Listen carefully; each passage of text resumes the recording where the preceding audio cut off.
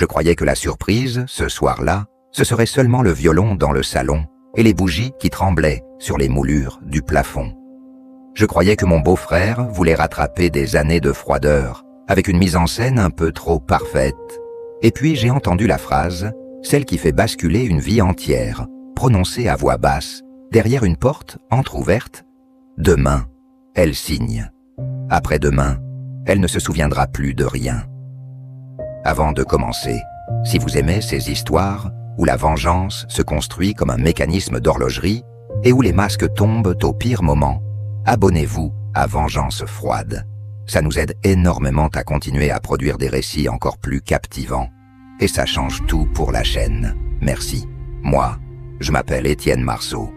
Je raconte cette histoire avec la voix d'un homme qui a vu sa sœur être traitée comme un dossier à solder. Et je vous promets une chose. Ce soir-là, ils pensaient écrire la fin. Ils m'ont simplement offert le début. On est en 1897 à Lyon, dans une ville qui sent la soie humide, la cire des escaliers et l'argent ancien. Ma sœur, Camille, avait épousé Armand Delaunay, héritier d'une maison de négoce. Armand était de ces hommes qui sourient, sans que leurs yeux ne sourient jamais. Toujours impeccable, toujours poli, toujours bien. Le genre d'homme que les voisins décrivent comme si respectueux pendant qu'ils vous volent la serrure en plein jour. Camille, elle, avait cette manière de croire à la douceur du monde. Elle lisait à voix haute, elle gardait des fleurs séchées entre les pages. Elle se donnait du mal pour que les repas aient l'air de fête. Et pourtant, au bout de 3 ans, je voyais ses épaules se refermer comme un parapluie. Les Delaunay n'avaient pas épousé ma sœur. Ils avaient épousé sa dot, ses terres, et surtout la petite fortune de notre père, un médecin de campagne qui avait économisé toute une vie pour que sa fille ne dépende de personne. Je travaillais alors à la préfecture, au service des écritures. Ce n'était pas glorieux, mais j'avais l'œil. Les gens se trompent quand ils croient que le crime se cache dans les ruelles. Il se cache dans les colonnes, dans les signatures, dans les oubliés volontaires, au bas d'un acte. Et ce regard-là, je l'avais aiguisé sur des piles de papier. Le dîner dont je vous parle, c'était l'anniversaire de mariage de Camille et Armand. Armand avait insisté pour réunir la famille, mot qu'il prononçait, comme on dit, le conseil d'administration. Il avait invité sa mère, Madame Delaunay, femme sèche, parfumée, toujours assise, comme si le fauteuil lui devait un loyer. Et il m'avait invité, moi, pour faire plaisir à Camille. En vérité, je le comprends maintenant. Il voulait un témoin. Il voulait qu'on voie Camille sourire avant de tomber. Le salon était trop parfait, la table trop symétrique, les verres trop alignés, la musique trop choisie. Armand parlait plus vite qu'à l'habitude, et il regardait souvent l'horloge en bronze. Un homme amoureux ne surveille pas les minutes. Un homme qui attend une étape, si. Camille avait mis une robe bleue qui lui allait comme un ciel d'hiver. Elle essayait de plaisanter, de détendre l'air, mais personne ne l'aidait. Madame Delaunay répondait par des phrases qui semblaient polies et qui piquaient comme des aiguilles. Armand, lui, jouait le mari attentif. Il versait, il servait, il complimentait. Un théâtre. Et je voyais la fatigue dans la nuque de ma sœur, ce petit geste d'une main vers la tempe, comme si l'ombre d'un mal de tête la suivait depuis des semaines. Au dessert, Armand a apporté une carafe de liqueur claire, une recette de famille, a-t-il dit. Il en a versé à Camille, puis à lui-même. Et il m'a servi aussi, ce qui m'a surpris. Il ne m'avait jamais servi de sa propre main. Il tenait à ce que je sois dans la scène. Je n'ai presque pas touché à mon verre. J'ai fait mine, j'ai attendu. Quand on a passé tant d'années dans les bureaux, on apprend une chose. Les gens qui trichent sont impatients. Ils veulent que le monde aille à la vitesse de leur plan. Et justement, Armand a proposé qu'on passe sur le balcon. Pour l'air, pour la vue sur le Rhône, pour un toast. Il faisait frais. La ville brillait au loin. Camille a pris son verre, docile, et je l'ai suivi. Madame Delaunay est restée un instant à l'intérieur, prétextant qu'elle avait froid. Puis elle est entrée dans le petit bureau attenant au salon, celui où Armand conservait ses papiers. La porte mal refermée laissait passer un filet de voix. Armand s'est rapproché de moi sur le balcon avec un sourire trop large. Il m'a parlé de banalités, de ses affaires, de ses projets, comme s'il voulait m'occuper l'oreille. Camille, elle, regardait la rivière.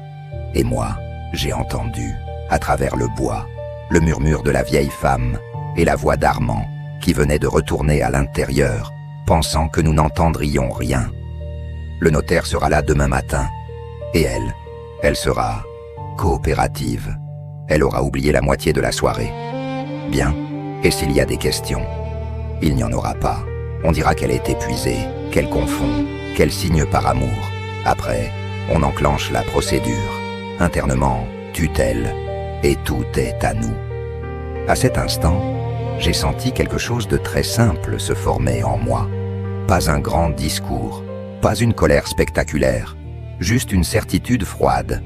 Ils avaient décidé de transformer ma sœur en meuble, et si je restais un homme raisonnable, elle disparaîtrait derrière des tampons et des rubans.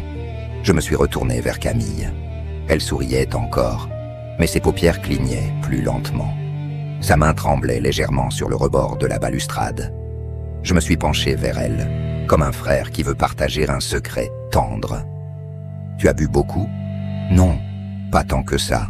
C'est étrange, la tête tourne. » Et là, j'ai compris que ce n'était pas une simple liqueur.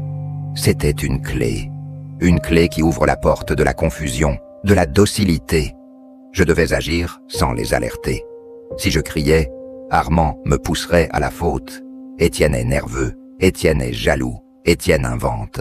Si je faisais un scandale, on m'écarterait. La vengeance, dans ces familles-là qui pays-là, ne se fait pas au point. Elle se fait au papier, au témoin, au bon moment. J'ai joué le convive, j'ai fait semblant d'être léger. J'ai proposé de rentrer parce que Camille semble fatiguée.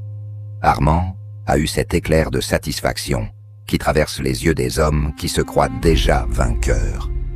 Il a pris ma sœur par la taille pour la guider, trop fermement pour un mari attentionné. Madame Delaunay s'est redressée comme une reine qui voit sa cour se mettre en place. Dans la chambre de Camille, Armand a insisté pour qu'elle s'allonge. Il a posé sur la table de nuit un verre d'eau et, détail qui m'a glacé, il a retiré discrètement une petite fiole de sa poche avant de la glisser dans un tiroir. Je n'ai pas vu son étiquette, mais je n'avais pas besoin de la lire. Il prévoyait de fabriquer une histoire. Elle prend des choses, elle mélange, elle s'embrouille. Il voulait qu'elle doute d'elle-même. Quand Armand a quitté la chambre, j'ai senti l'urgence. Camille avait les yeux mi-clos. Elle murmurait mon prénom comme un enfant qui cherche une main. J'ai pris sa paume. « Écoute-moi, tu vas me faire confiance, d'accord? Ne bois plus rien. Ne signe rien demain. Rien. Étienne, Chut, respire, je suis là. » Je suis sorti dans le couloir. Madame Delaunay était déjà au bureau, et Armand la rejoignait. Il parlait en bas, mais il ne se méfiait pas de moi. J'étais le petit frère, utile pour calmer Camille, inutile pour les arrêter. Ils se trompaient. Je suis descendu jusqu'au vestibule où se trouvait le téléphone mural. J'ai appelé 2 personnes, d'abord Maître Gervais, un notaire que je connaissais de la préfecture, un homme honnête et prudent. Ensuite, le commissaire Lenoir, un ami d'enfance devenu policier, qui avait gardé pour moi une loyauté simple, de celle qui ne se négocie pas. Je n'ai pas dit « tentative de meurtre ». Ce mot fait fuir les braves. J'ai dit « falsification d'actes, abus de faiblesse, signature imminente, besoin d'un flagrant ». Ça parle aux hommes de loi. Puis, j'ai monté la dernière marche, la vengeance. Je suis remonté au bureau, sans entrer, juste assez près pour entendre. Il parlait de tutelle, de biens, de la maison de campagne de notre père, du titre de propriété, de compte. Et Armand a prononcé une phrase qui m'a offert la corde avec laquelle je pouvais le lier. Le plus important, c'est qu'elle signe en présence d'un témoin. Après, on dira ce qu'on veut. Un témoin. Il me voulait, moi. Alors j'allais être exactement ce témoin-là, mais pas pour eux. Dans la nuit, j'ai fouillé. Pas comme un voleur bruyant, comme un employé qui connaît les maisons. Les clés accrochent, les tiroirs grincent, les papiers respirent. Dans le secrétaire d'Armand, j'ai trouvé un classeur de correspondance. et dans une chemise, un brouillon d'acte, transfert de biens, procuration, mot savant pour dépouiller quelqu'un avec élégance. À la marge, une note au crayon, Camille, signé tôt, avant le déjeuner. Je n'ai rien emporté. Voler un document, c'est offrir une défense. Il l'a falsifié. J'ai seulement mémorisé chaque détail. Et surtout, j'ai repéré le sceau utilisé, un cachet de cire, avec les initiales Dédé, celui de Madame Delaunay. Elle aussi était dedans. Le matin est arrivé trop vite.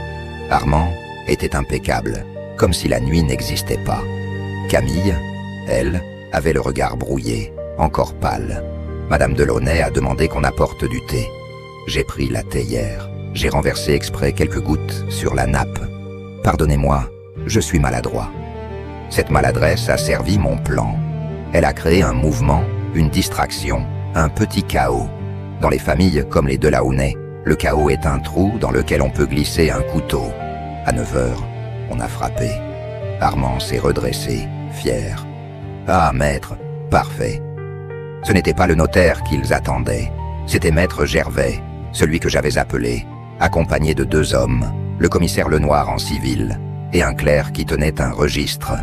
Armand a eu un temps d'arrêt, un micro-souffle.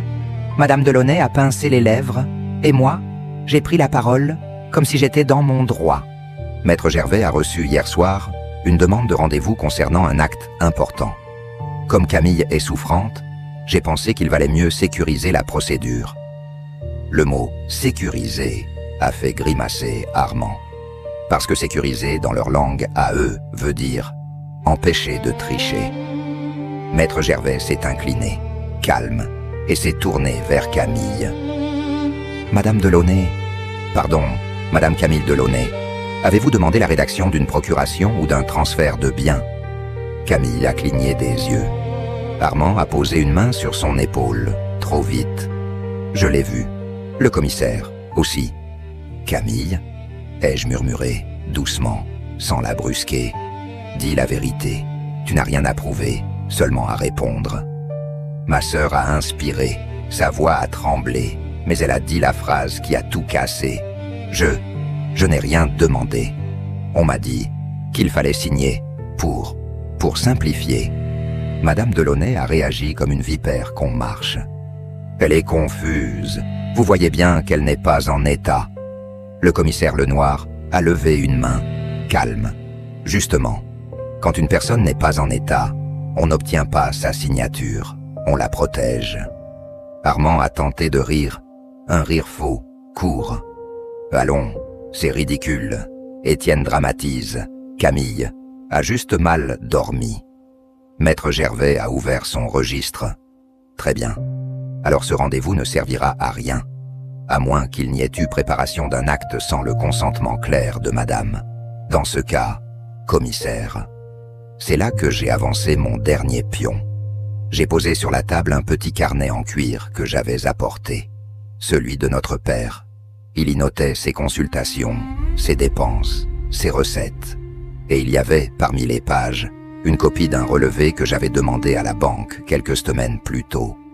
Des retraits réguliers, effectués par Armand sur un compte au nom de Camille, avec une procuration, dont la signature, je le savais, était imitée. Avant que qui que ce soit ne signe quoi que ce soit, j'aimerais que l'on m'explique ceci. Armand a pâli, pas beaucoup, juste assez. Madame Delaunay a regardé le papier comme si c'était une insulte. Le commissaire a pris le relevé, a lu, puis a levé les yeux. « Monsieur Delaunay, vous avez utilisé une procuration. Où est l'original » Armand a hésité une seconde de trop. Une seconde suffit quand on a affaire à des hommes qui sentent la fuite. Et maître Gervais, sans hausser la voix, a ajouté. « Et j'aimerais aussi comprendre pourquoi madame a encore des vertiges ce matin, après un simple dîner. » Madame Delaunay a voulu intervenir, mais Camille, soudain, a serré ma main. Elle a murmuré « La liqueur, j'ai senti, comme si je tombais. » Ça, c'était la fissure. Et dans une maison bâtie sur l'apparence, une fissure devient un effondrement. Le commissaire a demandé à voir la cuisine, les bouteilles, les verres. Armand a voulu s'interposer. Le noir n'a pas bougé vite, il a bougé juste. Une épaule, un pas, une présence. Armand a compris qu'il ne contrôlait plus la pièce. On a trouvé la carafe. On a trouvé dans un tiroir une fiole sans étiquette. Et surtout, on a trouvé une chose qu'ils avaient oubliée parce qu'ils ne respectaient pas les domestiques. La servante, Jeanne, avait vu Armand verser un complément dans le verre de Camille la veille. Elle n'avait rien dit par peur, mais quand elle a vu un commissaire, quand elle a vu un notaire, quand elle a vu que quelqu'un, enfin, pouvait la croire, sa peur s'est transformée en phrase. Armand a commencé à parler trop vite. Madame Delaunay a commencé à parler trop fort. Et quand les gens parlent trop vite et trop fort, ils s'en mêlent, ils se contredisent, ils offrent des prises. Je ne vais pas vous mentir, la justice n'a pas été instantanée. On n'a pas mis Armand au cachot dans l'heure. Les familles puissantes savent gagner du temps. Elles savent déplacer les sujets, salir les réputations, raconter des histoires où la victime devient instable. Mais je leur avais retiré l'arme la plus importante, le silence. Ce jour-là, Camille n'a rien signé. Ce jour-là, une procédure a été ouverte pour abus de faiblesse et falsification. Ce jour-là, Maître Gervais a rédigé, devant témoins, un acte de révocation de toute procuration antérieure au nom de ma sœur. Et ce jour-là, j'ai compris que la meilleure vengeance, ce n'est pas de hurler, c'est d'empêcher l'autre de mentir. Armand a tenté une dernière manœuvre. Il a proposé à Camille un arrangement privé, un divorce discret, une pension. Pour éviter le scandale, Camille a failli céder parce qu'elle voulait juste la paix. Et c'est là que ma vengeance a pris sa forme finale, la plus froide. Je l'ai laissé croire qu'on accepterait. J'ai fait semblant d'être le frère fatigué qui veut tourner la page. J'ai donné rendez-vous à Armand, dans un café près de la place des Terreaux, un endroit où les voix se perdent dans le bruit des tasses. Il est venu avec son air de victoire en retard, ce sourire d'homme qui pense qu'il achète tout. Je lui ai présenté un document, plié, très simple. Une reconnaissance de dette, pas une menace, pas un sermon. Une reconnaissance de dette pour tous les retraits, tous les montants, toutes les dates, avec, en bas, une ligne. Je reconnais avoir agi sans consentement, en profitant de l'état de faiblesse de mon épouse. Armand a ri. « Tu rêves, je ne signe jamais ça. » Et j'ai répondu calmement. « Tu as raison, tu ne signes pas. Mais tu sais qui signe? Les journaux, quand ils apprennent. Et tu sais qui signe aussi? Les acheteurs, quand ta maison de négoce perd sa réputation. Et ta mère, quand elle comprend que ce n'est plus une question d'argent, mais de prison. Je n'ai pas eu besoin d'ajouter davantage, parce qu'à cet instant, il a compris que je n'étais pas un obstacle. J'étais un engrenage déjà lancé. Armand a quitté le café sans signer. 2 jours plus tard, sa mère est venue chez moi, seule, sans parfum. Elle a demandé à parler en famille, et je l'ai laissé parler. Elle a proposé de rendre une partie, puis plus, puis tout. Elle a demandé qu'on retire la plainte, elle a promis de recadrer son fils. Elle a même osé dire « Vous savez, Étienne, dans le mariage, il y a des excès. » Je l'ai regardée, et j'ai compris une chose. Pour elle, ma sœur n'était pas une personne, c'était un risque. Alors j'ai fait la seule chose qui coupe net les calculs. Madame Delaunay, vous avez voulu une tutelle. Vous allez en avoir une, mais pas pour Camille. Pour Armand, si les médecins estiment qu'il a le goût dangereux des substances. Et vous allez expliquer au juge pourquoi votre cachet de cire se retrouve sur un projet d'acte que ma sœur n'a jamais demandé. Elle a pâli, et elle est partie, sans menace, sans éclat. C'est ça, la beauté glaciale de certaines défaites. Elles sont silencieuses. Quelques mois plus tard, le scandale a éclaté.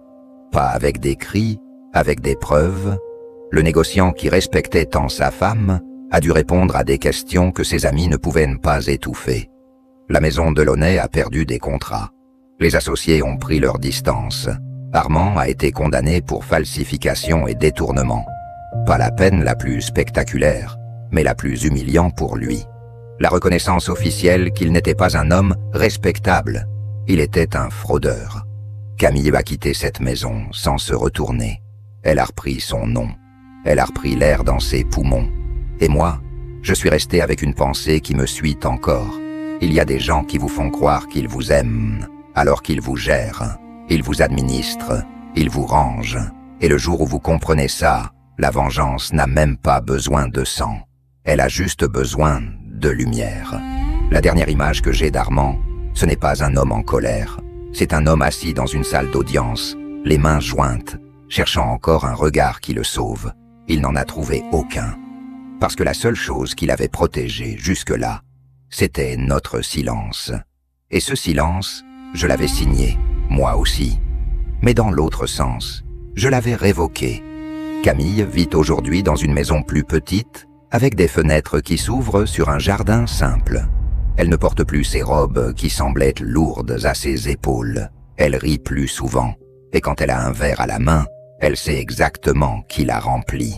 Ce n'est pas un détail, c'est une victoire. Et moi, je vous le dis comme un homme qui a appris à se venger proprement. Parfois, la plus grande revanche, c'est de retirer à quelqu'un le pouvoir de réécrire votre histoire. Vous reprenez la plume, vous reprenez la preuve, vous reprenez le temps. Et quand le piège se referme, ce n'est pas un bruit de tonnerre. C'est juste un clic, sec, définitif. Le clic de la vérité qui se verrouille.